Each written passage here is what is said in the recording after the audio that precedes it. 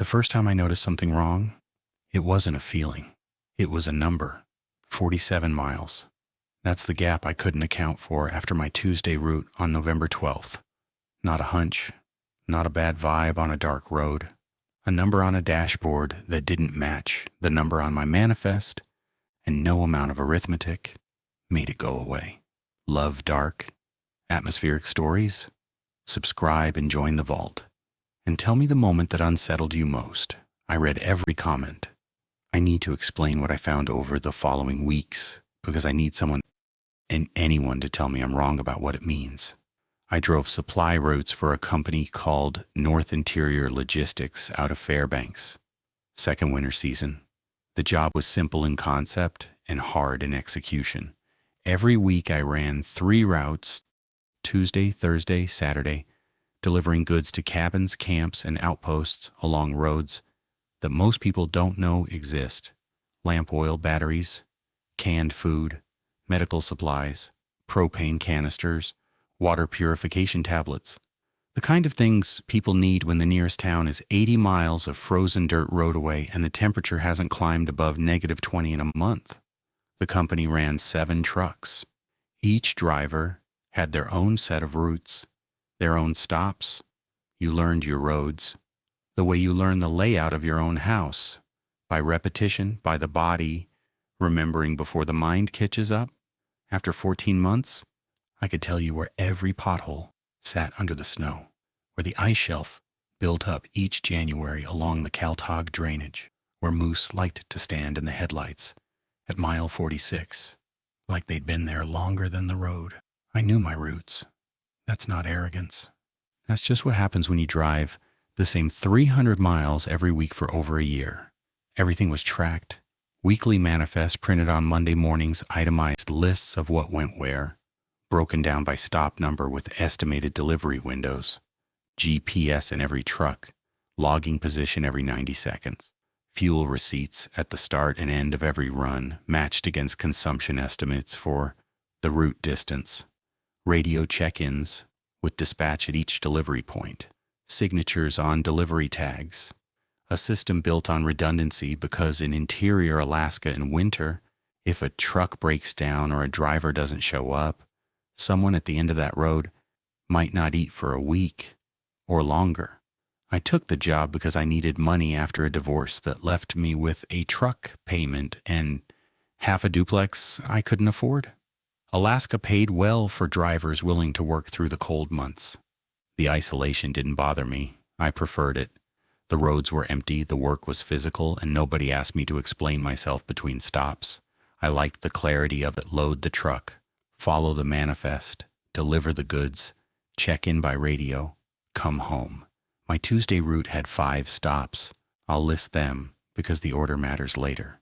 Stop 1, Daugherty's, a retired couple, 17 miles off the highway, living in a converted equipment shed they'd insulated over 3 winters. Mostly canned goods and lamp oil. Friendly people. They always had coffee on. Stop 2, the Mathers River Survey Camp, University of Alaska Research Station, seasonal but occupied through March. Heavy loads propane, water tablets, freeze-dried meals in bulk. I dealt with a graduate student named Wen who signed for everything without checking it. Stop 3, Ellison's place. Single guy, maybe 60, trapping and selling furs. Quiet. Never said more than 4 words to me in 14 months. Batteries, ammunition, first aid supplies. Stop 4, Brennan's camp. 3 guys running a very small-scale placer mining operation that probably didn't turn a profit. Fuel, food, equipment parts. They talked too much and always wanted me to stay for lunch. Stop 5, the Holzer outpost. Family of 4 parents and 2 teenagers homeschooling through the winter. Farthest stop on the route. 140 miles from Fairbanks by road. Full grocery run plus household supplies. Good people. The mother, Dana, always asked how the roads were behind me so she'd know what to expect if they needed to drive out. Each stop had a scheduled delivery window based on distance and average road speed. I'd leave Fairbanks at 5 a.m., hit Daugherty's around 6:30, and work my way north and west. Last stop at Holzer's around 1 p.m. depending on conditions. Then the long drive back. Total route distance according to the manifest, 312 miles round trip. On November 12th, I pulled back into the Fairbanks yard at 4:15 p.m. normal return time, parked the truck in its bay, left the engine idling for the post-run cool-down, and started my end-of-day paperwork. Fuel receipt from the morning fill-up, fuel receipt from the return, odometer readings at both ends. I'd logged my starting odometer that morning at 74,208. When I checked it in the yard, the dashboard read 74,567, 359 miles. I stared at it. Then I pulled my manifest and added up the route distances, stop to stop, including the drive back to Fairbanks. The official route total was 312 miles. I'd driven 47 miles, more than that. I sat in the cab for probably 3 minutes, doing the math again. Checked it a third time. The number didn't change. I pulled my fuel receipts and calculated consumption. Morning fill, full tank, 38 gallons. Return gauge showed I'd burned roughly 26 gallons. At our truck's average of 8.5 miles per gallon on winter roads, 26 gallons meant approximately 221 miles, except that didn't account for idling or load weight, so the real range was higher. Still, the fuel burn was consistent with the odometer, not with the manifest distance. I went inside to the dispatch office and pulled up my GPS log on the terminal. The route showed clean. 5 stops, 5 check-ins, straight lines between each waypoint. Total distance calculated from GPS coordinates, 311.6 miles. So either the GPS was wrong or the odometer was wrong. They couldn't both be right. I mentioned it to Carla. She handled dispatch for the Tuesday and Thursday crews. A woman in her mid-50s who'd been with North Interior since before the GPS system was installed.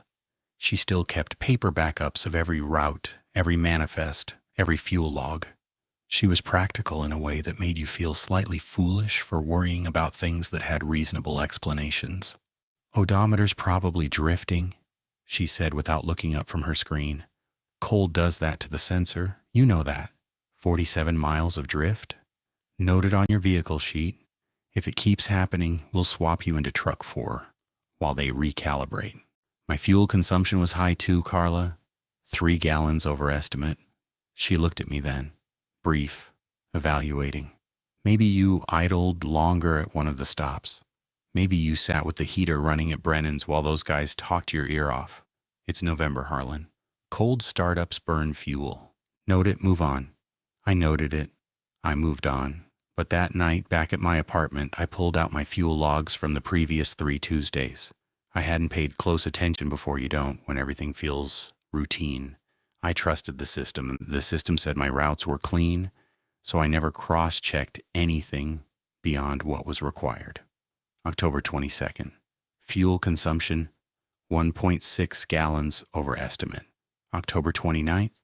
Fuel consumption, 2.1 gallons over estimate. November 5th. Fuel consumption, 2.8 gallons over estimate. November 12th. Fuel consumption, 3.2 gallons over estimate. A progression, small enough to dismiss individually, but together it looked like something that was growing. I hadn't logged separate odometer readings at each stop on those earlier runs. I only started that level of tracking on the 12th because the fuel number finally bothered me enough to look backward. But the pattern was clear. Every Tuesday I was burning more diesel than the route should require, and the overage was increasing week by week. I told myself it was the cold. Diesel engines work harder when temperatures drop. Idling between stops adds up.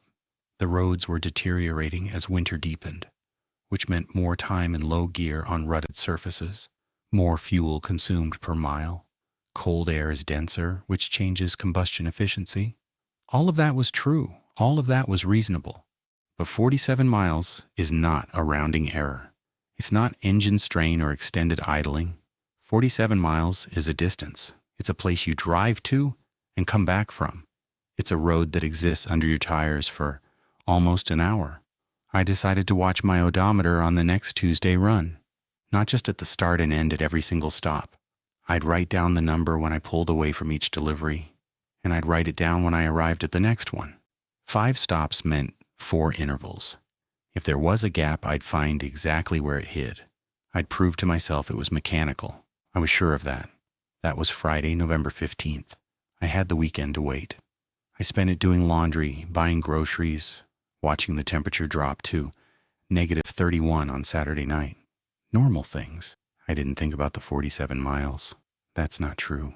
I thought about them constantly, but I told myself I wasn't worried. I was just being thorough.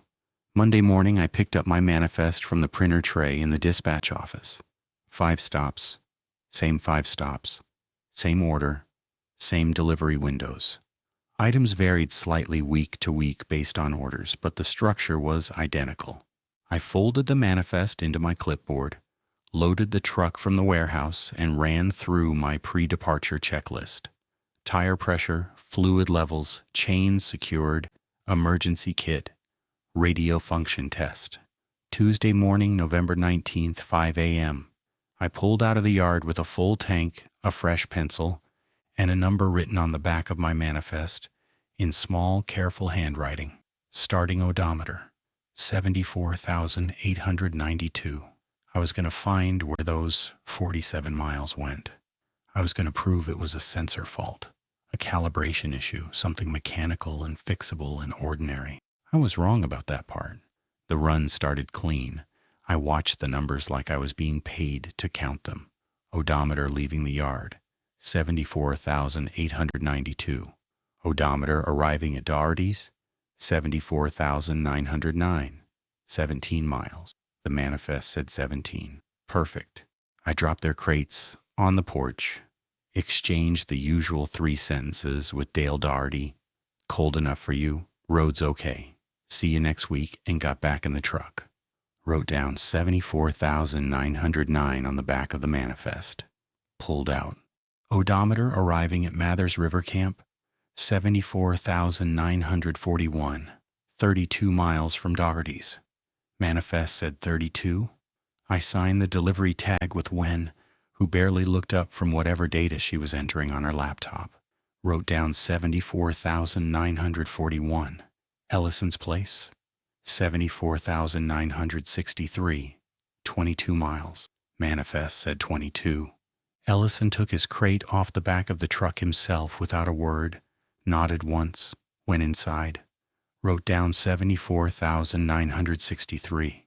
Brennan's camp, 74,991. 28 miles. Manifest said 28. The guys wanted me to stay for coffee. I said I was running on schedule. Wrote down 74,991. 4 stops, 4 intervals. Every single one matched the manifest to within 1/10 of a mile. Whatever was adding 47 miles to my route, it wasn't happening between stops 1 through 4. That left 1 interval, Brennan's camp to the Holzer outpost. The manifest said 31 miles. I pulled out of Brennan's at 11:40 a.m., which was right on schedule, and headed north on the Kaltag Road. The road between Brennan's and Holzer's is the loneliest stretch of my Tuesday route. No turnoffs for the first 18 miles. Just spruce forest on both sides. The road cutting through it like a channel. In winter, the trees hold so much snow that the canopy closes over in places, and you're driving through a white tunnel. The light gets flat. Your headlights stay on even at midday because the shadows play tricks. I drove with my eyes on the road, and my attention split between the windshield and the odometer. Every mile that clicked over, I noted it mentally. 92, 93, 94. At 75,009, 18 miles from Brennan's, I saw it. Mile marker, 118. A small green post on the right shoulder, almost buried in plowed snow. I'd passed it hundreds of times. I knew it the way I knew every marker on this road. But this time, as I approached it, something happened in my hands. I want to be precise about this. I did not decide to turn the wheel. I did not see a road and choose to take it. What happened was that my hands moved and the truck moved, and by the time my conscious mind caught up to what was happening, I was already 200 yards down a spur road that branched off to the right, just past the marker. I hit the brakes. The truck slid slightly on packed snow before stopping. I sat there with my hands still on the wheel at 10 and 2, breathing harder than made sense. The spur road stretched ahead of me, single lane, bordered by dense spruce. It was plowed. Not perfectly, but recently enough that the snow walls on either side were clean cut, maybe 2 days old. The surface was hard packed and rutted with tire tracks. My tire tracks. I recognized the tread pattern. The company ran the same brand of winter chains on all 7 trucks, but each set wore differently depending on the driver's habits. I knew the slightly deeper cut on my rear left tire from a replacement link I'd installed in October. Those tracks were mine. Multiple passes. Layered. Weeks of them. I looked in the rearview mirror. The Kaltag Road was visible behind me, the intersection unmarked. No sign, no reflector, just the gap in the tree line where this road began. I put the truck in park and got out. The air was negative 20-something. Still, no wind. The kind of silence that interior Alaska does. Better than anywhere so total that you hear your own blood in your ears. I stood at the edge of my truck's front bumper and looked down the spur road. About 30 yards ahead on the left side, there was a dead spruce. A big one, maybe 80 feet, killed by beetles or drought years ago. It had lost most of its bark, and the wood had gone silver gray. One limb thick, maybe 8 inches in diameter, extended horizontally from the trunk at about chest height. It pointed down the spur road like a finger, like a direction. I knew that tree. Not the way you know a landmark because you've seen it on your route. I knew it the way you know the light switch in your bathroom at night, without looking, without thinking. My body knew it. Some part of me that operated below conscious recognition had seen that tree dozens of times and filed it away as familiar, navigational, expected. That scared me more than the tire tracks. Tire tracks could be explained. Maybe another truck used this road. Maybe the tread match was coincidental. But the familiarity was physical. It was in my muscles. My neck didn't even need to turn to know the tree was there. I stood in the cold for maybe 2 minutes. The road ahead was empty and still. The light was flat under the overcast. Nothing moved. I got back in the truck, put it in reverse, backed out onto the Kaltag Road. My hands were shaking, and not from the cold. I continued north to the Holzer outpost, made the delivery, talked to Dana about road conditions. My voice sounded normal. I checked the odometer when I arrived. 75,022, 31 miles from Brennan's. Exactly what the manifest said. I did not understand that. I'd gone 200 yards down the spur road and back. That should have added at least a quarter mile.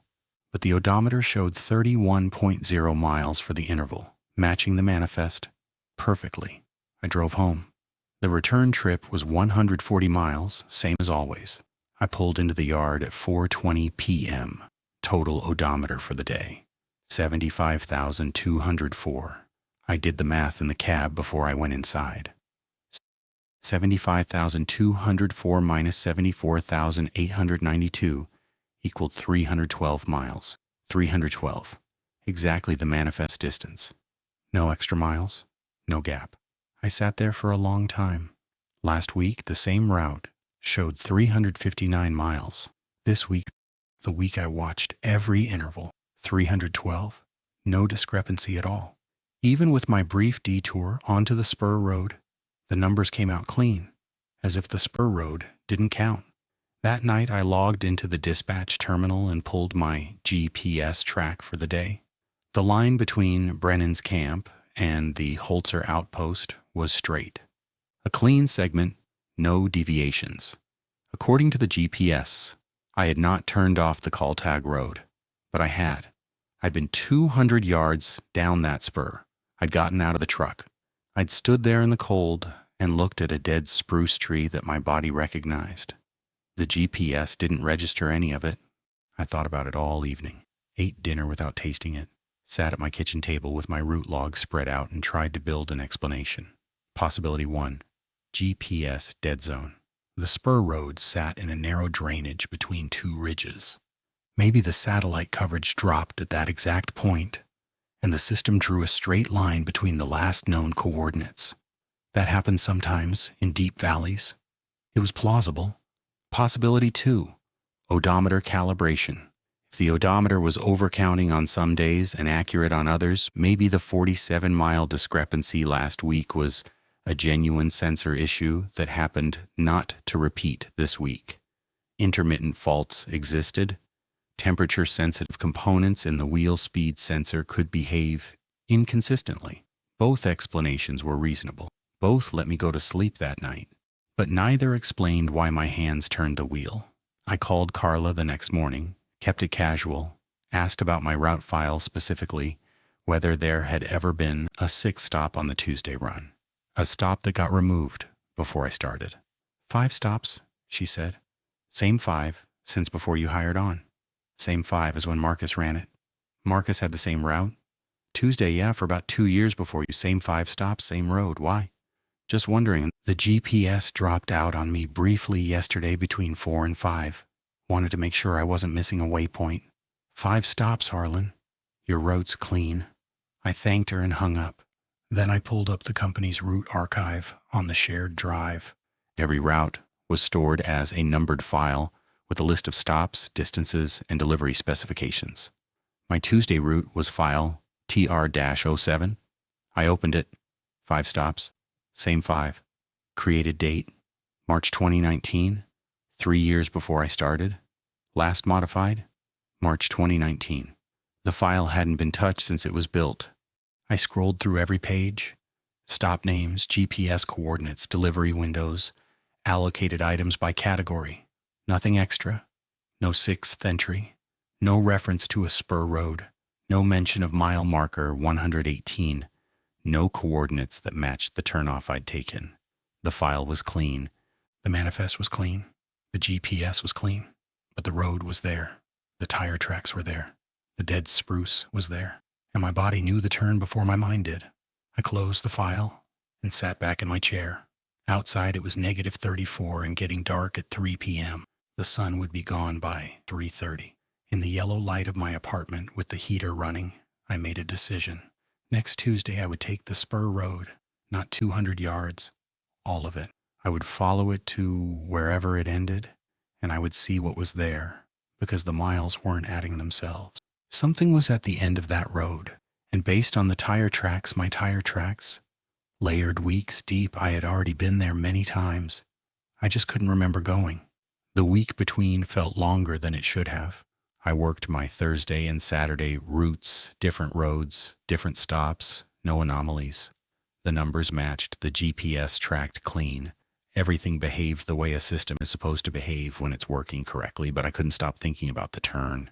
Not the road itself, the physical sensation of my hands moving without permission. I'd been driving professionally for 6 years, including 2 winters in Alaska, and I had never experienced anything like that. Your hands don't move without you. That's not how bodies work. Except it had happened. And the fact that my body knew the tree, knew the road, meant it hadn't happened just once. Tuesday, November 26th. I loaded the truck at 4:30 a.m. in full dark. Temperature at -28. Manifest on my clipboard. 5 stops. Same 5 stops. I made my deliveries. Doherty's, Mathers River, Ellison's, Brennan's. Logged every odometer reading. All 4 intervals matched the manifest exactly, just like the previous week. I pulled out of Brennan's camp at 11:35 a.m. This time I didn't fight it. When mile marker 118 appeared in my headlights, I slowed and turned right onto the spur road deliberately, consciously. My hands on the wheel, my foot on the brake, my decision. I wanted to be clear about that to myself at least. Whatever was down this road, I was choosing to go. The spur was in the same condition as the week before, plowed within the last few days, single lane, compressed snow surface, spruce walls on both sides. I passed the dead tree with its horizontal limb and kept going. The road was straight for the first half mile, then began a gentle curve to the left, following what I assumed was a drainage. The spruce thinned slightly, and I caught a glimpse of a frozen creek bed below the road on the right side. The terrain was unremarkable. Standard interior Alaska flat to rolling, dense boreal forest, white ground, gray sky. At 3.2 miles, the road crossed a small bridge, wood planks over a culvert, wide enough for one vehicle. The bridge was maintained, no rot visible, no sagging. Someone kept this road in working order. At 5.7 miles, the trees opened into a partial clearing on the left. I could see a flat area that might have been a turnaround or staging point. Packed snow, no structures. At 8.3 miles, the road ended. It ended at a cabin, not a ruin, not an abandoned trapper's shack. A well-maintained single-story log structure with a metal roof, a chimney producing thin gray smoke, and a covered porch that ran the length of the front face. There was a wood pile against the east wall, neatly stacked and tarped. A rain barrel, frozen solid, next to the porch steps. A propane tank, 500-gallon on a concrete pad to the west side. And next to the front door, a delivery platform.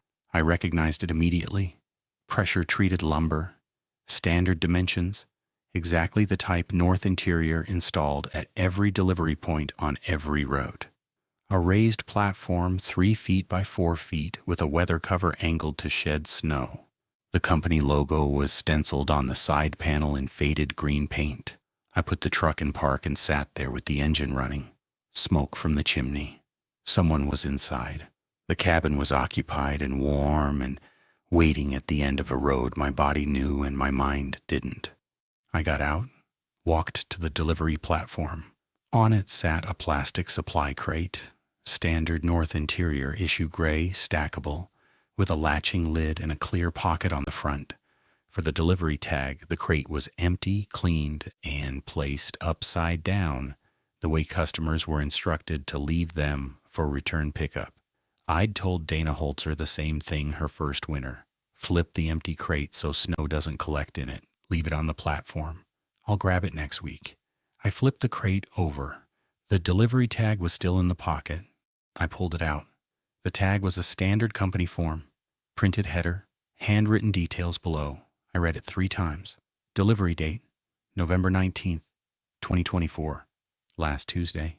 Items, lamp oil, 2 gallons, batteries, AA 24-pack, canned beef stew, canned peaches, medical gauze, 1 roll, acetaminophen, 1 bottle. Received by a signature I couldn't read. Blocky handwriting, not mine.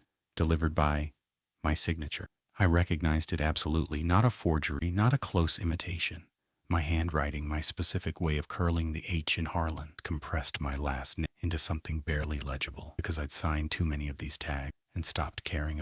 The date was last Tuesday, 19th. The day I'd turned onto the spur road, panicked, backed out, and driven straight to Holzer's.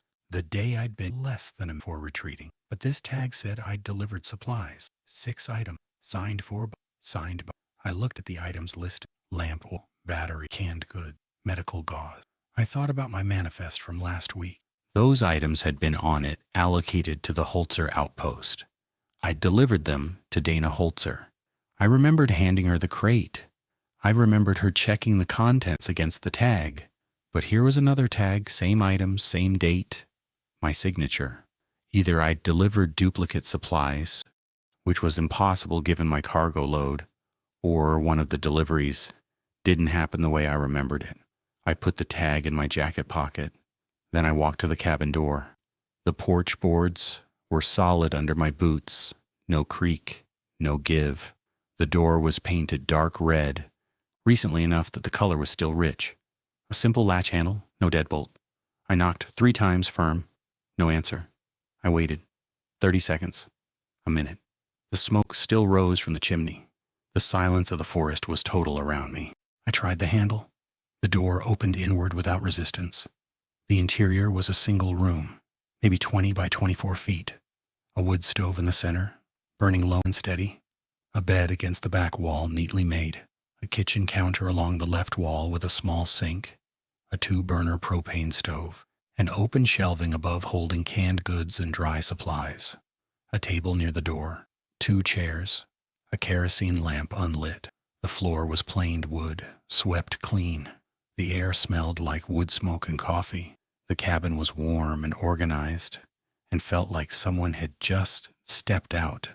On the wall to the right of the door, there was a calendar, a plain paper calendar, the kind you get free from a hardware store, with a scenic mountain photo for November. I stepped closer. Tuesdays were circled every single Tuesday. November 5th, 12th, 19th, 26th. Today. Going back through October, September, August. Every Tuesday circled in the same blue pen.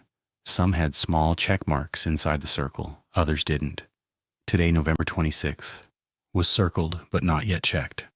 Below the calendar on a small shelf sat a logbook, a composition notebook, black and white marbled cover, the kind you'd buy at any office supply store. I picked it up and opened it. Delivery records, handwritten. Each entry was a date, a list of items, and 2 signatures, one for the driver, one for the recipient. The recipient's signature was always the same blocky handwriting I'd seen on the delivery tag outside. The driver's signature was always mine. I flipped through the pages. The entries went back to May 14th, my first week at North Interior. My first Tuesday run, every single week without exception, this logbook recorded a delivery to this cabin, signed by me. I counted 28 entries, 28 Tuesdays. I had no memory of any of them, not one, not a fragment, not a partial image, not a feeling of déjà vu. 28 visits to a cabin at the end of a road my body knew, when my conscious mind held nothing. I took the logbook. I don't know if I should have.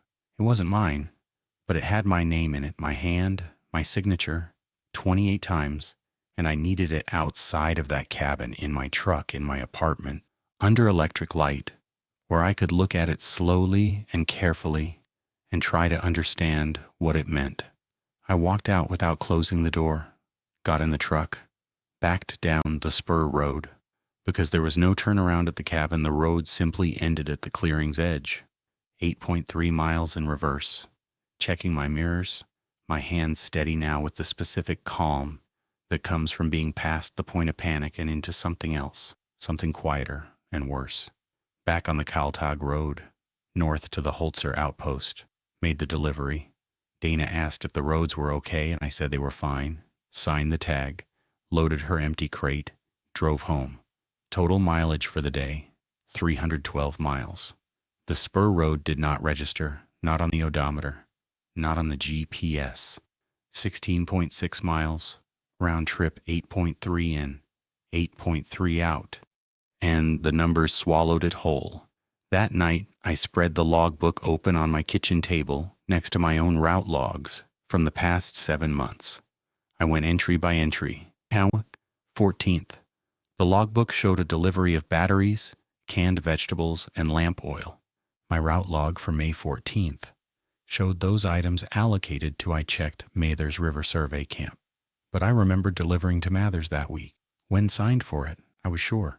June 4th, the logbook showed propane adapter, canned fruit, first aid kit. My route log had those items under Ellison's stop, but Ellison had received them. I could picture him lifting the crate off my tailgate without a word. July 23rd, medical gauze, batteries, canned soup, lamp oil, route log allocation Dougherty's. But Dale and his wife had gotten their supplies. I'd had coffee on their porch. The pattern was consistent across all 28 entries. Every item the logbook attributed to the cabin was also listed on my manifest under one of the 5 legitimate stops. I had apparently delivered to both the cabin and the real customer on the same day, with the same cargo, every single week. The quantities didn't work. I loaded my truck once at the warehouse with exactly enough supplies for 5 stops. I never carried surplus. The manifests were built to match the cargo precisely. It was how the company tracked inventory loss and controlled costs. If I delivered a 24-pack of AA batteries to the cabin, that same 24-pack was also listed as delivered to one of my real stops. Both deliveries couldn't have happened with the same physical batteries, unless one of the deliveries wasn't real. I closed the logbook and put my hands flat on the table. I thought about Dana Holzer, checking her supplies against the delivery tag. I thought about Wen signing without looking. I thought about Ellison lifting his crate silently off my truck. I remembered all of it, every stop, every week, solid and clear and present in my memory. But I also held a logbook full of my own signatures, 28 weeks of them, recording visits I could not recall to a place my body knew and my mind did not. If both were real, then something about the cargo or about me was operating under rules I didn't understand. And if only one was real, then either 7 months of cabin deliveries were fabricated in my handwriting, or 7 months of normal stops were memories I didn't actually earn. I needed to check my cargo weight. If I weighed the truck before departure and after each stop, I could determine whether the load was actually decreasing at the rate the manifest predicted. If it was, the cabin deliveries were impossible. If it wasn't, if the weight showed less depletion than expected, then the legitimate stops might not be receiving what I thought I was delivering. That was the test. Weight doesn't lie. It doesn't have a GPS blind spot. It doesn't reset. I decided I'd borrow a portable axle scale from the warehouse Thursday when I came in for my other route.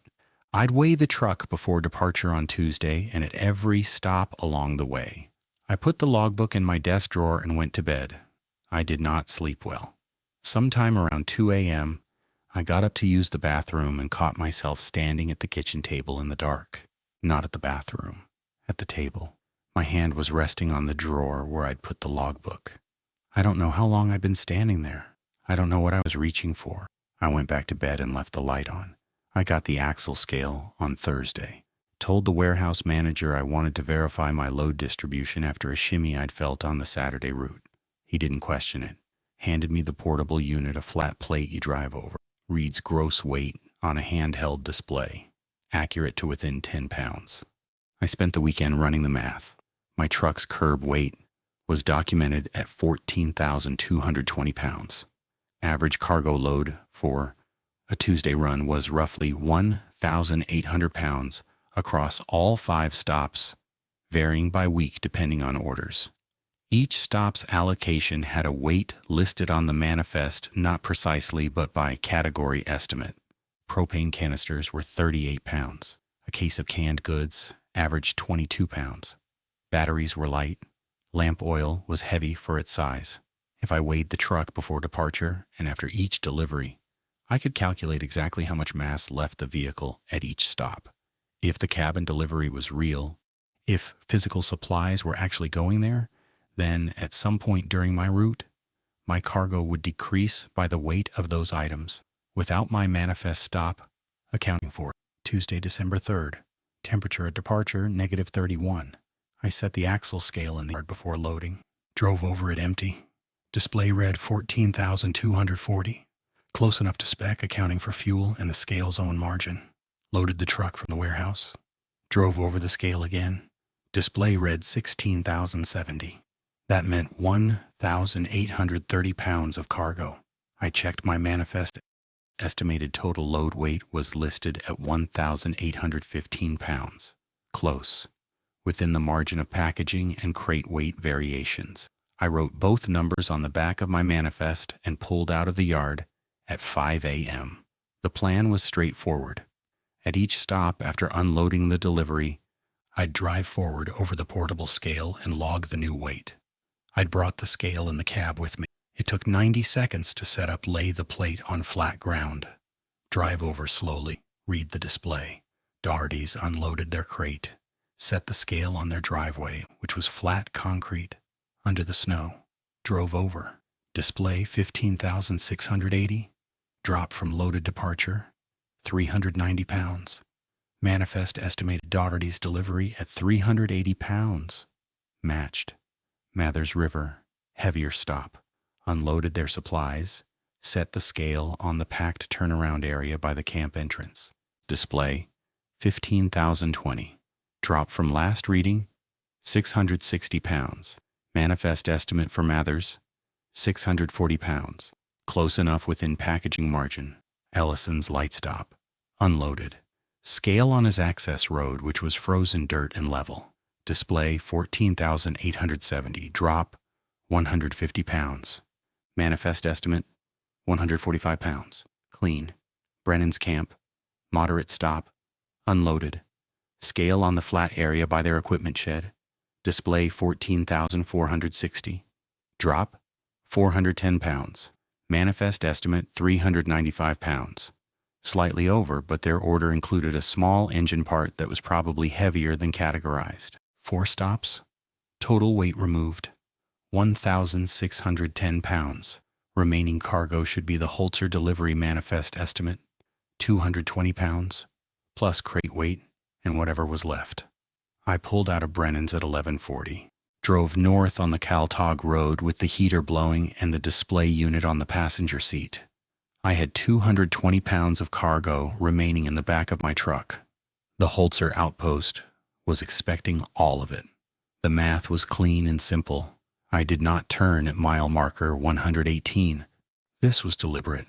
I wanted to see what happened when I drove past the spur road with full conscious resistance. I wanted to keep the remaining cargo intact, deliver it to Dana Holzer, weigh the truck after, and confirm that every pound was accounted for. If the numbers worked, if 220 pounds left my truck at Holzer's and nothing went to the cabin, then whatever the logbook recorded, no physical supplies were actually being diverted. I passed the marker. My hands did not move. The spur road entrance was visible for a half second in my peripheral vision, the gap in the trees, the suggestion of a cleared path, and then it was behind me. I kept driving. My grip on the wheel was tight but controlled. Nothing pulled me. Nothing turned me. I arrived at the Holzer outpost at 12:55 p.m., unloaded Dana's supplies. She checked the crate against her order list like she always did, counted the cans, inspected the produce bag, confirmed the lamp oil quantity. Everything matched. She signed the delivery tag. I set the scale on their cleared area and drove over. Display 14,240. Truck curb weight, empty. Every pound of cargo accounted for across 5 stops. No remainder, no discrepancy, no missing weight at any point in the route. The cabin delivery was not possible. There was no physical cargo to deliver there. I'd tracked every pound from warehouse to customer, and it all went where the manifest said it went. I drove back to Fairbanks, feeling something I can only describe as fragile relief. The logbook was wrong. It had to be. Whatever my signatures in that notebook meant, they didn't correspond to real physical deliveries of real physical supplies. The weight proved it. I pulled into the yard, logged my return, checked the odometer reflexively. 75,516 minus my morning reading of 75,204. 312 miles, clean route, no extra distance. I went home. I ate dinner. I felt for the first time in 3 weeks like I had an answer. The cabin existed, the road existed, the structure existed, but I wasn't delivering there, not physically. The logbook was some kind of error. Someone else's records, placed there. Maybe the previous driver. Maybe Marcus had kept a log of his own visits for some other purpose, and the signatures only looked like mine. In bad light, on cheap paper, one compressed handwriting could resemble another. I almost convinced myself. At 9:15 p.m., my phone rang. Carla's number. She never called me at night. In 14 months, she had never once contacted me outside of work hours, except for the one time 3 weeks ago when I'd skipped the spur road and my manifest flagged incomplete. That had been brief. This call was different. Harlan? Her voice was careful, measured, like she was reading from a script she'd written and practiced. Did you have any issues on your run today? No, clean route, all 5 stops. Silence, 3 seconds, 4. Your manifest flagged again. Flagged how? I delivered everything. Dana checked her crate against the list. I know, your stops are all confirmed. Signatures are in the system. She paused. The flag is internal. It's not about the 5. I sat on the edge of my bed and listened to her breathe. Carla, what's the flag for? Another pause, longer this time. When she spoke again, her voice was lower, not whispering but private, like someone might be listening on her end. How long have you known about the spur road? The question hit me in the chest. Not because it was unexpected. I'd been building toward this conversation for weeks, but because of what it implied. She knew. Carla knew about the spur road. She'd known this whole time. 3 weeks, I said, since I started watching my odometer. Okay. She said it like she was checking a box. That's about average. Average for what? For how long it takes before the driver notices. She let that sit.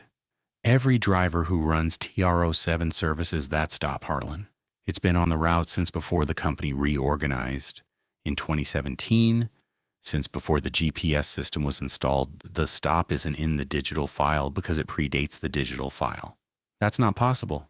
The route file was created in 2019. I checked. The route file was migrated to the new system in 2019. The route itself is older than that. The spur road stop wasn't carried over because it doesn't have GPS coordinates that register in the system. It never has. The tracking drops at that turnoff. It's always dropped there. I stood up, walked to my kitchen, needed to move. So someone the company has been sending drivers down that road without telling them, without putting it on the manifest. It's on the manifest. It's just not listed separately. The allocation is distributed across the other stops. That doesn't make sense. I weighed the cargo today. Every pound went to a real stop. There's nothing extra for a 6th delivery. Carla went quiet for long enough that I checked my phone to make sure the call hadn't dropped. Harlan, she said, you drove past it today. I know you did. The flag only trips when the stop doesn't get serviced. I delivered everything on my manifest. I watched the weight at every stop. Nothing is missing. I understand that's what you measured. Her voice was patient, almost gentle. I'm not telling you your numbers are wrong. I'm telling you the route works differently than you think it does. And the measurements you took today are accurate for the version of the route where you didn't make the stop. I didn't know what to do with that sentence. I turned it over twice and it still didn't resolve into meaning. That's not how physics works, Carla. No, she agreed, it's not. Silence again. I could hear her office chair creak. She was still at work at 9:30 at night, calling me about a route flag that shouldn't exist. The previous driver, I said. Marcus, how long did he run TR-07? 2 years and 4 months. Did he know about the stop? Eventually, they all figure it out eventually. Like I said, 3 weeks is about average. What happened to him? Why did he leave? The pause this time was different. Not hesitation, decision. She was choosing how much to tell me. He asked too many questions about the cabin, about who lived there. She cleared her throat. He's fine. He took a job in Anchorage. Long-haul freight, he's fine. But he stopped asking. He stopped driving the route. That's what you do, Harlan, if you want to stop? You request a transfer. I'll process it tomorrow if you want. No questions from management. It's happened before. It'll happen again. I leaned against my kitchen counter and stared at the logbook sitting in my desk drawer across the room. 28 signatures. My hand. If I transfer out, who takes the route? Someone else. And they'll service the stop. The route teaches the driver. It always has. There it was. The phrase she'd used so carefully, like it had a specific technical meaning inside whatever system she operated within. The route teaches the driver, not the company, not a trainer, not a manifest or a map, the route itself. Carla, who lives in the cabin? She exhaled. I don't know. Honestly, I've never driven out there. I process the flags, I make the calls. That's my role.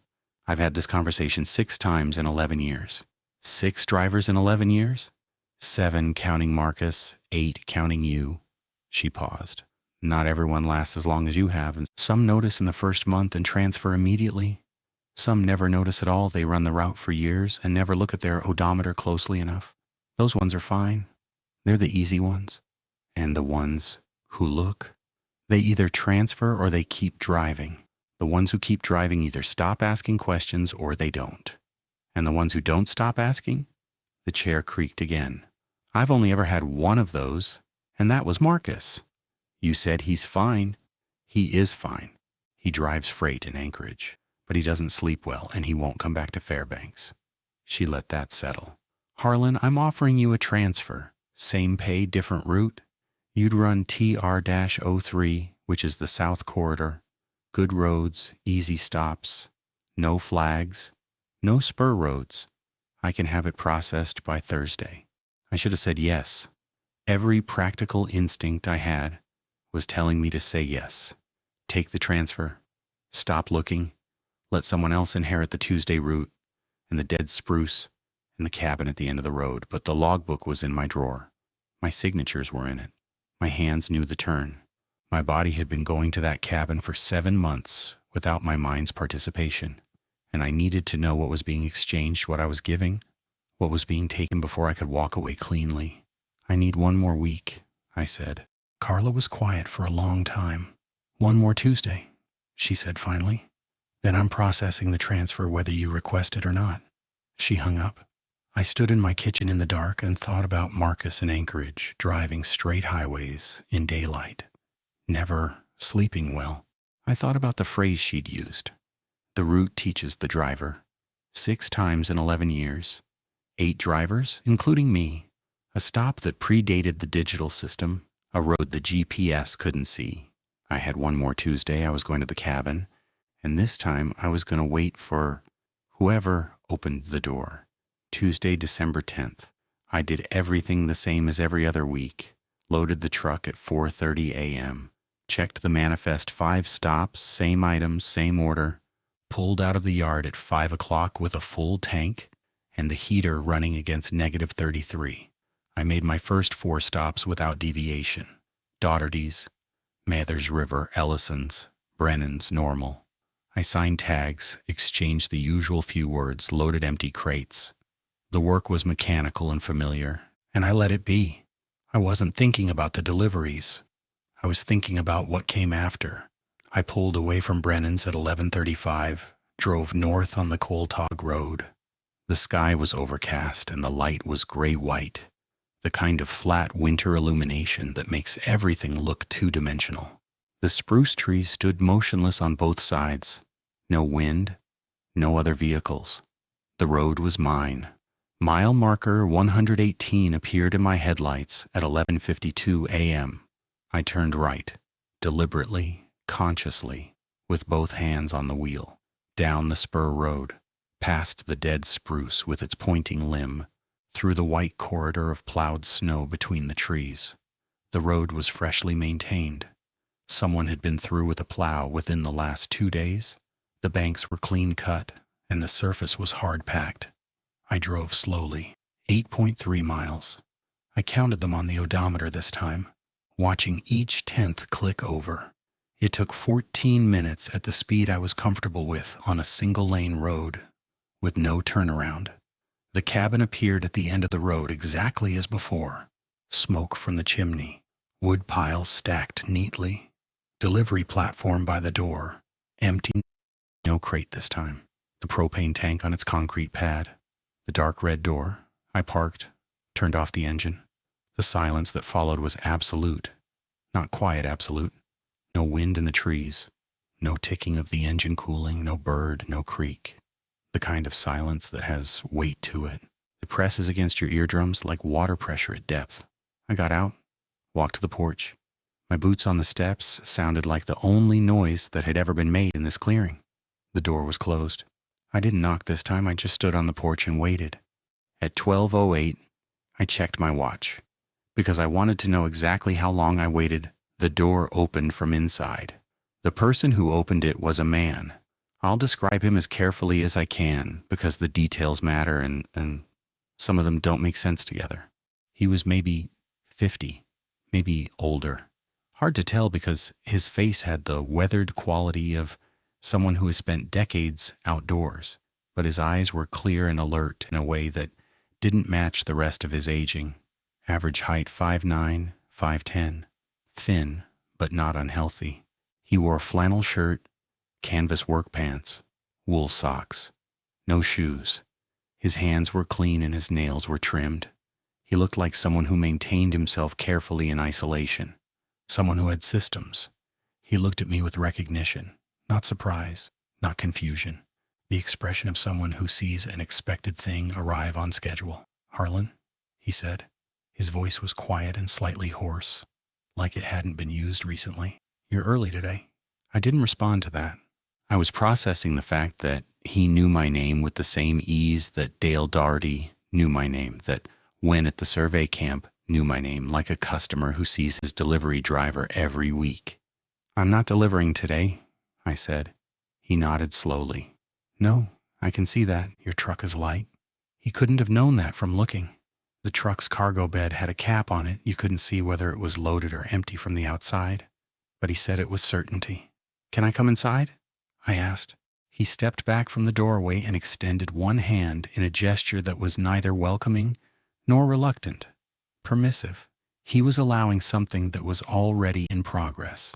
The cabin interior was exactly as I'd seen it 2 weeks before. Same wood stove, same bed, same kitchen counter. The calendar on the wall now had November's Tuesdays all checked, and December 3rd was circled but unchecked the week I'd driven past. December 10th today was circled. The logbook was not on the shelf where I'd taken it from. He hadn't replaced it. He knew I had it. I sat at the table without being asked. He sat across from me. The wood stove ticked quietly between us. The kerosene lamp was lit this time, producing a yellow glow that made the room feel smaller than its dimensions. You have questions? He said. Not a question himself, a statement. I've been coming here for 7 months. Since your first week. I don't remember any of it. I know. How is that possible? How do I drive here, unload supplies, sign a delivery tag, and have no memory of it? He considered this. His hands were resting flat on the table, palms down, fingers spread, very still. I noticed that his fingertips were slightly discolored, not dirty. A faint darkness under the skin, like bruising that had been there so long it became permanent. You do remember, he said. You just don't remember it as this. You remember it as your other stops. The feeling of arriving somewhere familiar. The satisfaction of completing a task. The routine of service. He paused. When you deliver to the woman at your last stop, Dana, do you feel anything specific when she signs your tag? I thought about it. Relief, I guess, end of the route. That's here, that feeling. You carry it out when you leave, and you assign it to the next interaction that fits. Your mind receives the experience. It just files it under a different name. I didn't know what to do with that. It sounded like an explanation, but it didn't explain anything mechanical. It didn't tell me how physical supplies appeared on a platform when my cargo weight said nothing was missing. The weight doesn't work, I said. I measured it. Everything I carry goes to my 5 stops. There's nothing left for a 6th delivery. That's correct. Then what am I delivering? He looked at me for a long time. His eyes were steady and clear, and there was nothing aggressive or threatening in his face. If anything, he looked tired, patient but tired. What do you think a supply route is? He said. Goods? Physical goods from a warehouse to a customer? And what does the customer receive? The goods? What else?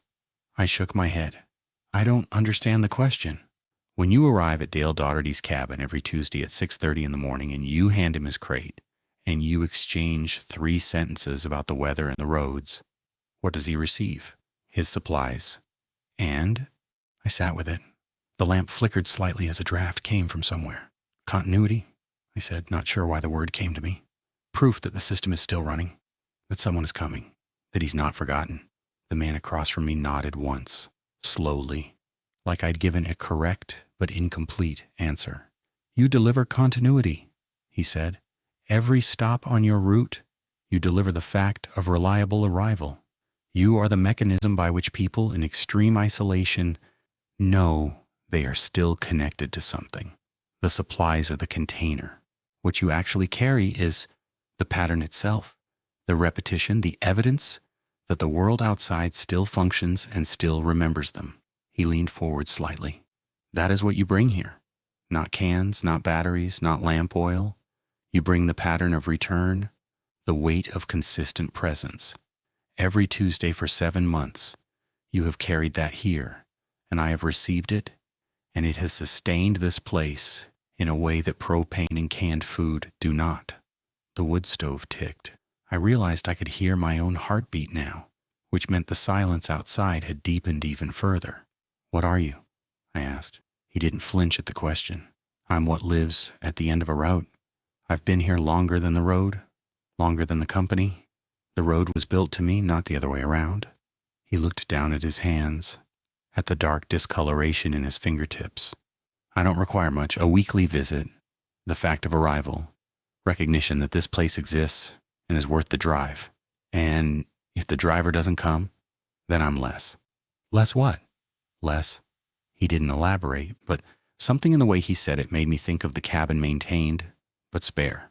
The woodpile neat, but not large. The calendar marked, but austere. A life sustained at the minimum level required to continue. What about Marcus? I said it. What happened when Marcus stopped coming? A new driver started. But between Marcus and me, there must have been a gap. His expression shifted for the first time. A tightening around the eyes. Something that might have been discomfort. There was a gap. 4 months. What happened during the gap? He didn't answer immediately. He looked at the wood stove, at the thin orange line visible through the draft vent, and I watched something move across his face that I can only describe as grief. "Less," he said again, quietly. We sat in silence for a while. The lamp burned. The stove ticked. Outside, the flat white light was already beginning to dim in December in interior Alaska. You lose the sun by 2:30 p.m. I thought about what Carla had said. The route teaches the driver. I thought about my hands turning the wheel without my permission.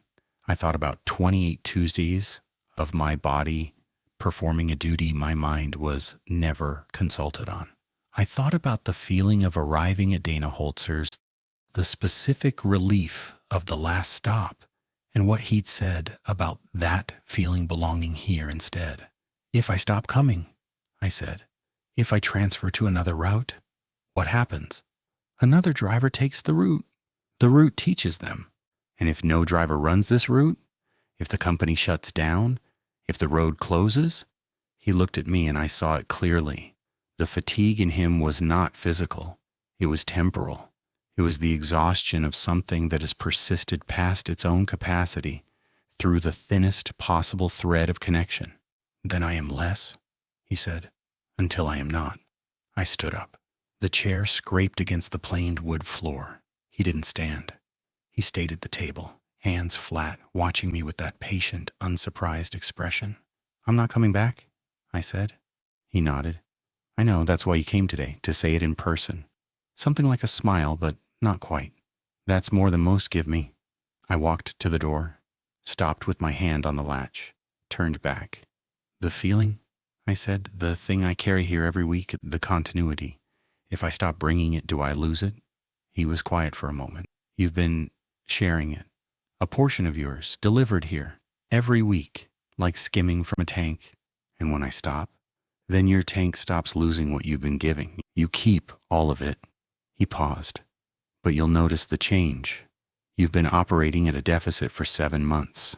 When you're suddenly full again, the weight of it will feel strange, like carrying something you forgot you put down."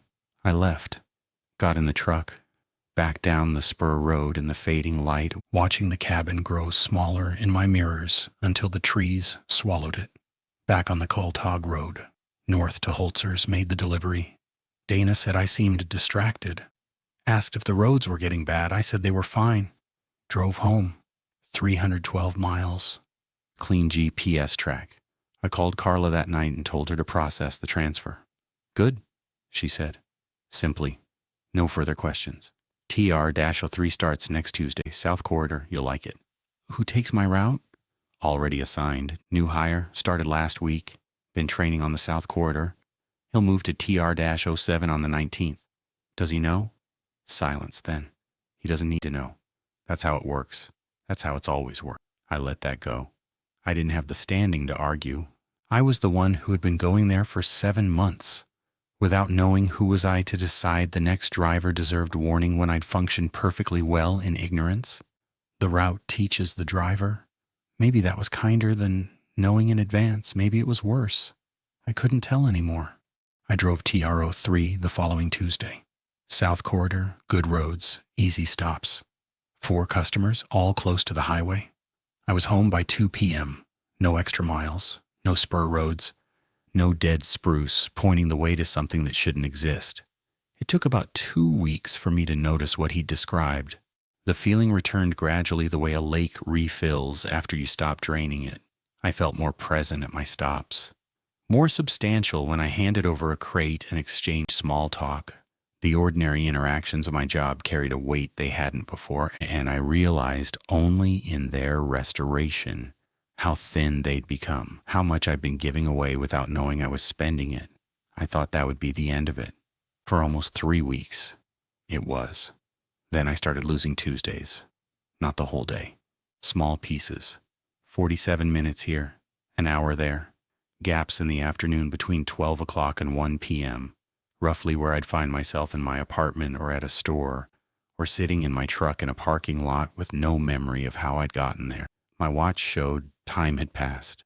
My body was where it was, but the experience of having arrived was missing. The first time it happened December 31st, I assumed I'd zoned out, fatigue from the holiday schedule. The second time, January 7th, I checked my truck's odometer. It showed 47 miles more than it should have for the errands I'd run that morning. 47 miles.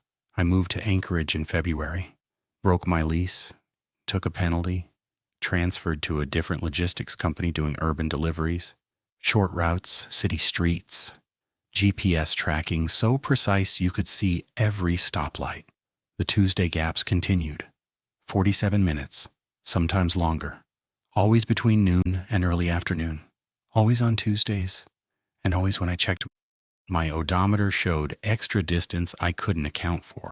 I don't own the logbook anymore. I'm certain I put it in a box when I moved. I'm certain I packed it with my kitchen things. But when I unpacked in Anchorage, it wasn't there. I've looked 3 times. I think it's back on the shelf in the cabin. I think I put it there during one of the Tuesdays I can't remember. Carla was wrong about one thing. She said the ones who transfer out are fine. She said Marcus was fine. Maybe he is. Maybe his version of this is different than mine. Maybe when he stopped driving the route actually let him go. But I didn't stop driving the route. I only stopped knowing that I was driving it. And somewhere on a spur road past mile marker 118, in a clearing where the silence has weight and the light is always flat, a man I can't fully describe is receiving what I bring him. Every Tuesday, 47 miles of something I can't name, something that used to be mine delivered on schedule by a version of me that doesn't need the truck or the road or my conscious participation. The route teaches the driver. I just didn't understand which part of me it was teaching.